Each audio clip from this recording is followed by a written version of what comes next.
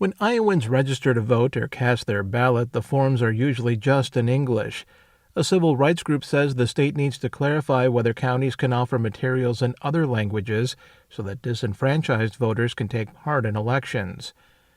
This week, the League of United Latin American Citizens of Iowa filed a court petition asking the Secretary of State to make it clear what's allowed when translating election materials.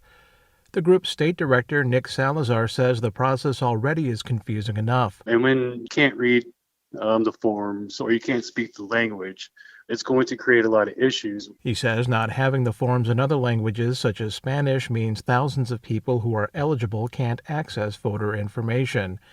The petition centers around a 2002 state law that defined English as Iowa's official language. LULAC says a subsequent court ruling further narrowed the scope in seeking translations. The Secretary of State's office says it will follow the process outlined in the law, while adding it does outreach to the Spanish-speaking community when it comes to elections.